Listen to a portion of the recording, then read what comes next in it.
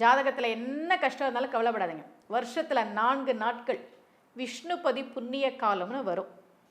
அந்த நாளில் பெருமாள் கோவிலுக்கு போய் வழிபாடு செய்கிற போது, அந்த விஷ்ணுபதி புண்ணிய காலத்தில் விஷ்ணுபதி புண்ணிய நேரத்தில் போய் அந்த வழிபாடு செய்கிற போது நிச்சயமாக ஒருத்தருடைய தரித்திரம் நீங்கும், வறுமை நீங்கும், செல்வம் பெருகும். இதை செஞ்சு பாருங்கள். வருஷத்துக்கு 4 நாட்கள் வரும் இல்லையா? அந்த 4 நாட்கள் என்னென்னு சொல்கிறேன்.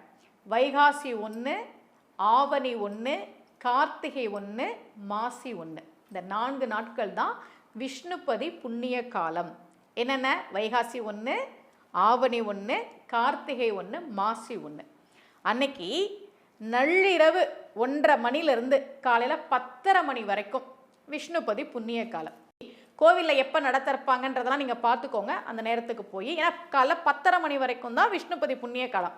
10:30 மணியோட முடியுது. கையில் 27 பூ எடுத்துக்கோங்க.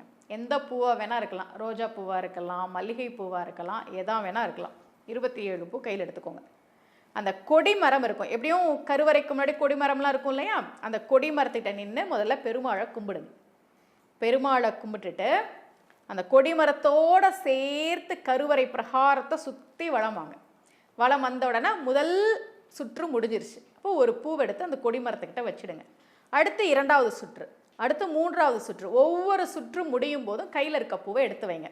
அது ஏன் பூ வச்சுக்க சொன்னாங்கன்னா, பெரியவர்கள் எத்தனை சுற்றணும்னு நமக்கே மறந்துடும். அதனால தான் குழப்பமே வேணாம், கையில் 27 பூவை வச்சுக்கோ. ஒவ்வொரு சுற்று முடியும் போதும் கொடிமரத்துக்கிட்ட ஒரு பூவை வை. அப்போ 27 சுற்றி முடிச்சுட்டா கையில் பூ இருக்காதுன்றதுக்காக தான் 27 பூவை வச்சுக்கிட்டு சுற்ற சொன்னாங்க.